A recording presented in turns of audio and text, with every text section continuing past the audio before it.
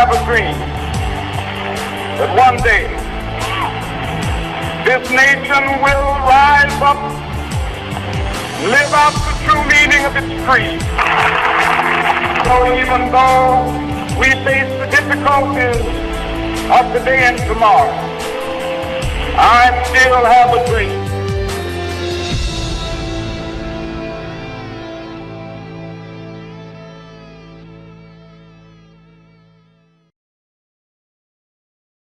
Thurgood Marshall, America's first African-American Supreme Court Justice. The grandson of a slave on his mother's side and the great-grandson of a slave on his father's side, Thurgood Marshall was born in Baltimore, Maryland on July 2, 1908, the younger of two sons of William and Norma Marshall. Although Supreme Court Justice Thurgood Marshall has been eclipsed by the civil rights movement's most famous spokesman, Martin Luther King, in many ways Marshall's legacy is as important. While King's soaring oratory about equality remains inspirational, Marshall's work governed how the United States extends minority rights to this day. When Marshall was 2, his mother Norma moved the family to Harlem, so Norma could do graduate work in education at Columbia University. They moved back to Baltimore in 1913 when Marshall was 5. Norma worked as an elementary school teacher for more than 25 years.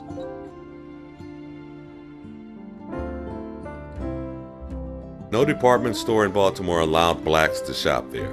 Downtown Baltimore did not open a single restroom that blacks could use.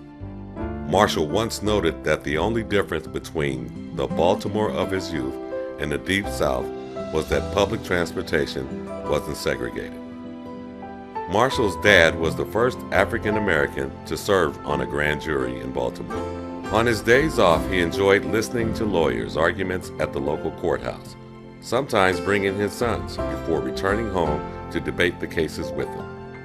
These dinner-time discussions had a profound influence on the future juror's career choice.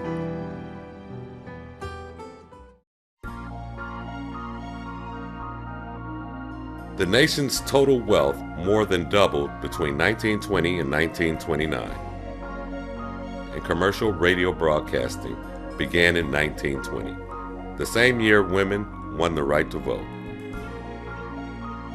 On paper, blacks had won that right in 1870, but in the South, poll taxes and literary tests were imposed to disenfranchise them. Meanwhile, the white supremacist Ku Klux Klan saw a resurgence. Originally founded in 1866 after the Civil War by Southerners opposed to Reconstruction, the KKK faded away until William Joseph Simmons revived it in 1915, broadening its appeal by targeting not only blacks, but Jews, Catholics, and foreigners.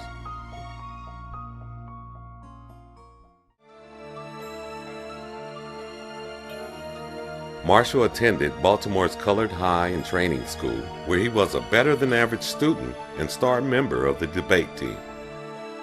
His most noteworthy accomplishment was memorizing the entire U.S. Constitution, had begun when he was forced to learn key sections as punishment imposed by a teacher for breaking school rules. Marshall knew he wanted to go to college, but since funds were tight, he began working as a delivery boy and a waiter.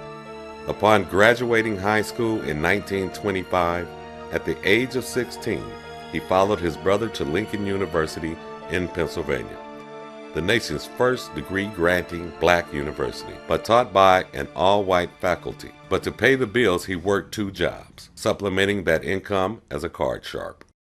Just before graduating in 1930, despite his mother's objections, he married his first wife, Vivian Bury. Marshall's discipline paid off. He rose to the top of his class, gaining the attention of Harvard Law School educated Dean Charles Hamilton Houston, who sought to use the U.S. Constitution to fight for equal rights for minorities.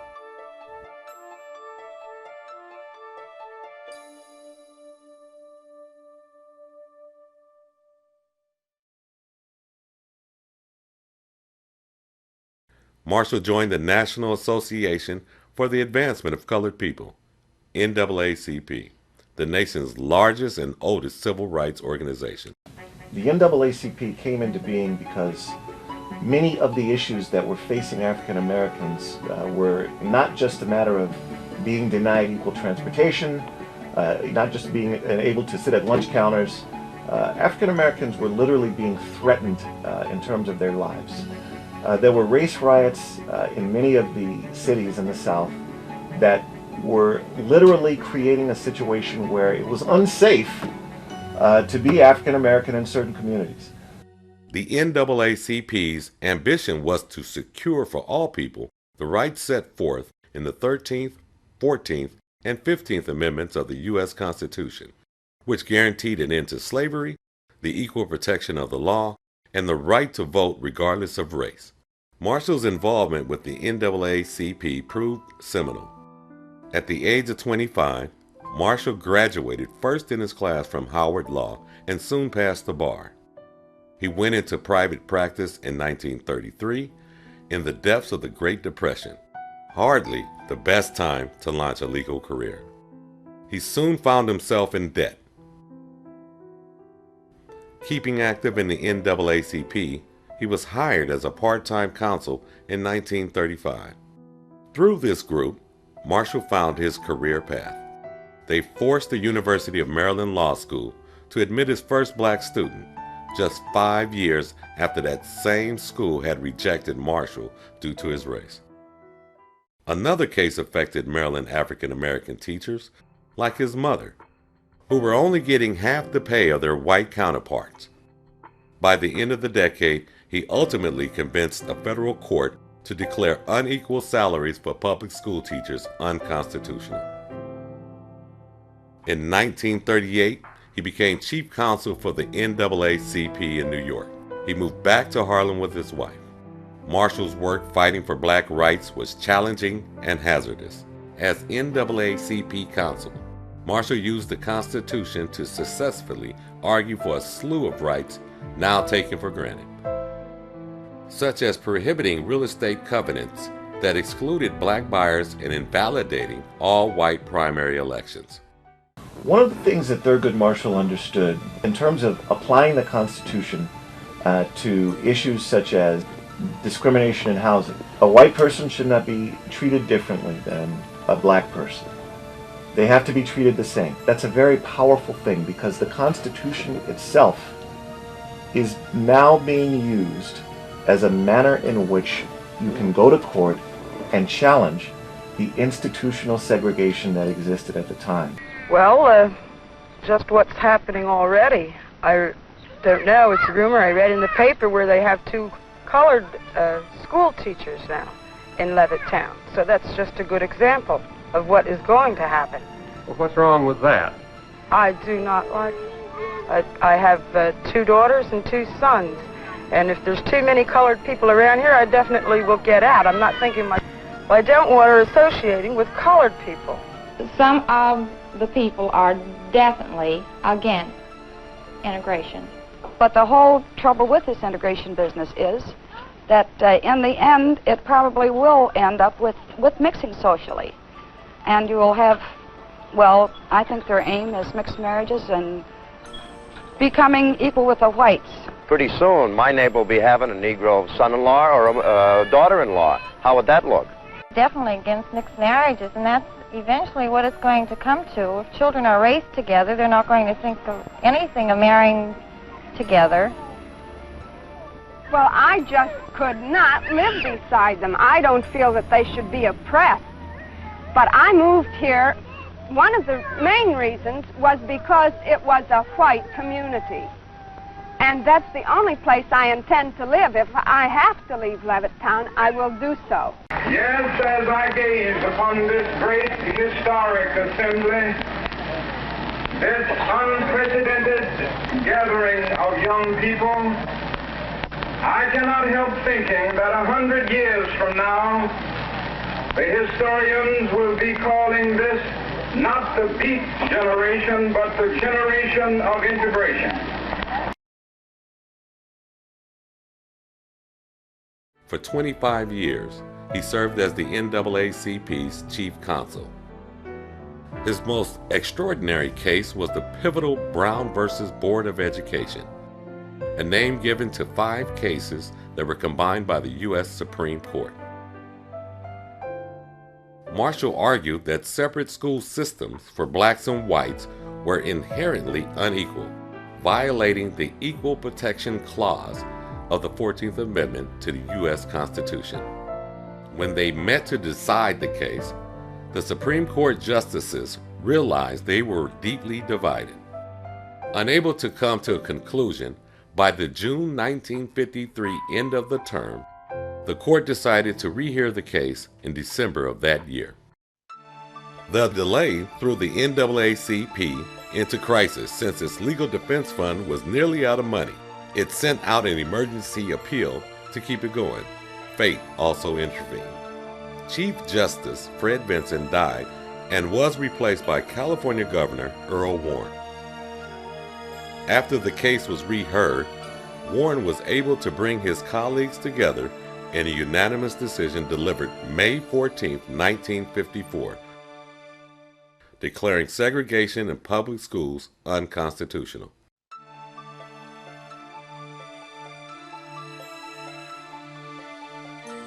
Marshall's wife Vivian, when she was 44, was misdiagnosed as having the flu. Instead, it turned out to be incurable lung cancer. Marshall suspended all other work to care for her for 9 weeks until she died in February of 1955. Marshall, at the age of 47, married Cecilia Suyat, a secretary at the NAACP. They went on to have 2 children, Thurgood Marshall Jr., who became an attorney and an aide to President Bill Clinton, and John W. Marshall, who served as the first African-American director of the United States Marshal Service and Virginia's Secretary of Public Safety. Marshall's lawsuits finally garnered results for Martin Luther King Jr. and his followers in the more than year-long Montgomery, Alabama bus boycott, which was sparked by Rosa Parks' refusal to give her seat to a white man. The black leaders at the time, spearheaded by Martin Luther King, said, why don't we just stop riding these buses altogether? One of the interesting things is that 3/4 of the riders of the buses in Montgomery, Alabama were black. Yet they were forced to sit in the back of the bus and they were forced to give up their seats for white passengers. What they said was that, you know what? If you're not going to allow equality, we're not going to ride the buses altogether. Now, nowadays, it seems like that was the right thing to do, but it was a very historic thing that they did at that point, because it hadn't been done before. On November 13, 1956, the Supreme Court ruled that the policy of relegating blacks to the back of the bus was unconstitutional. No man had a bigger hand in dismantling legal segregation.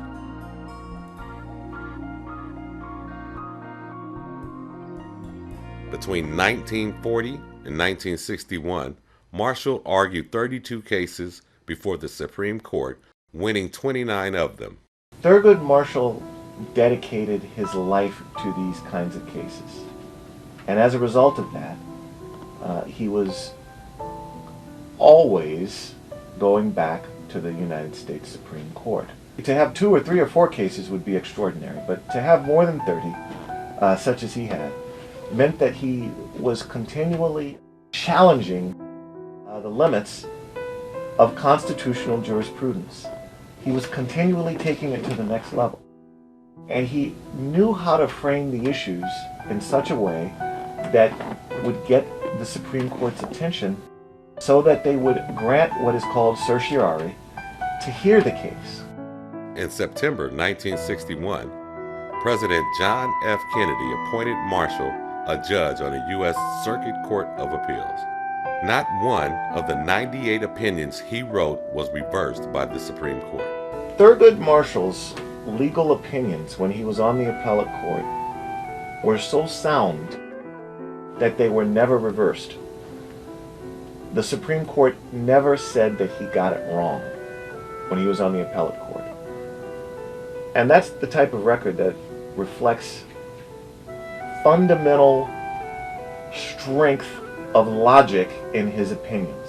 And part of the reason why he was probably such an effective appellate court justice is because he was such an effective trial lawyer. In 1962, James Meredith became the first black student to enroll at the University of Mississippi. The ensuing riots caused President Kennedy to send it 5,000 federal troops. In May 1963, during civil rights protests in Birmingham, Alabama, Commissioner of Public Safety Eugene Bull Connor turned fire hoses and police dogs on black protesters. The nationally televised images built sympathy for African Americans. In January of 1964, the 24th Amendment abolished the poll tax, which had been used in 11 southern states to keep poor blacks from voting. The law changed such that black people were allowed to vote, which presented a problem for many of these counties that were segregated and that were trying to impose segregation. Because the law said that they had to let black people vote. So they had a choice that was a very difficult choice for them. They could either outright break the law and forbid blacks from going to the polls, but then they would have a problem because they would be flagrantly going against the tide of the law. So they invented this concept, which was called the poll tax. And that basically meant that you had to pay to vote.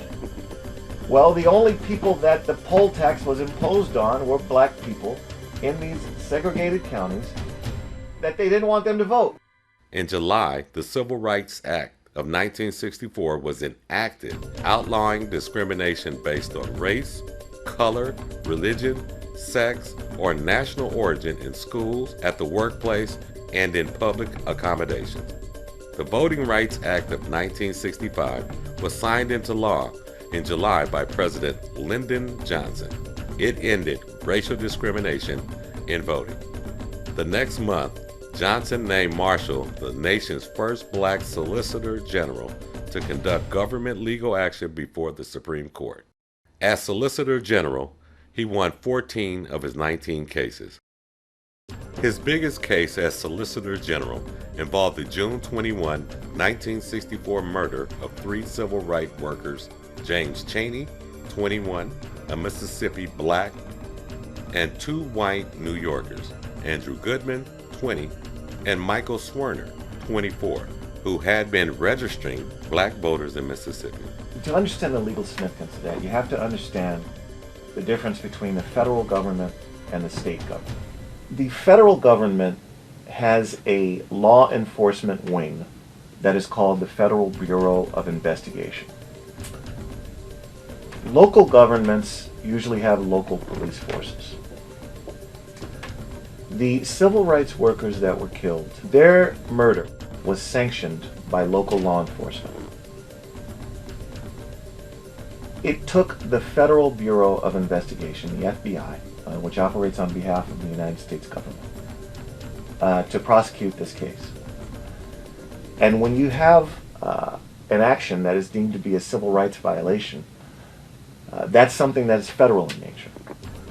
And one of the ways that this particular homicide was able to be uncovered is through the application of federal civil rights laws to this local law enforcement agency. Had the federal government not gotten involved, the entire homicide would have been swept under the rug and nothing would have happened. Marshall argued that the KKK members were agents of the state because they acted in concert with law enforcement. The Supreme Court agreed.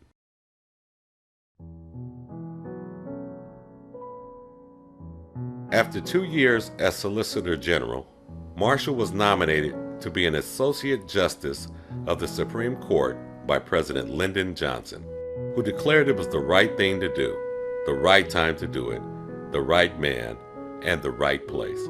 I believe he has already earned his place in history, Johnson said, but I think it will be greatly enhanced by his service on the court.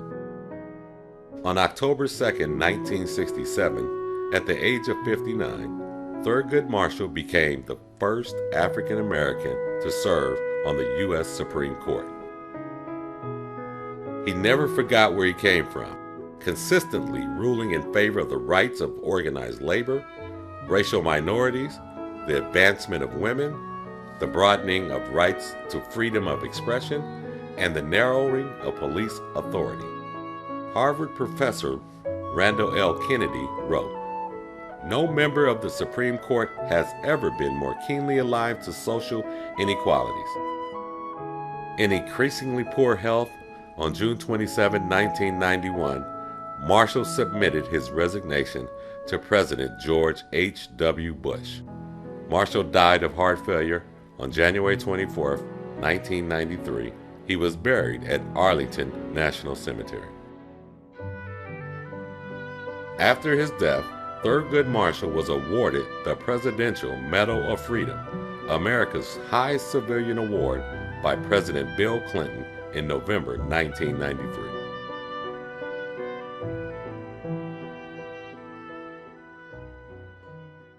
Human rights and civil rights can be defended through the United States Constitution. One of the most important aspects of that is the 14th Amendment. And specifically, the 14th Amendment provides equal protection under the law for all people. Specifically, it says people that are similarly situated shall be treated equally.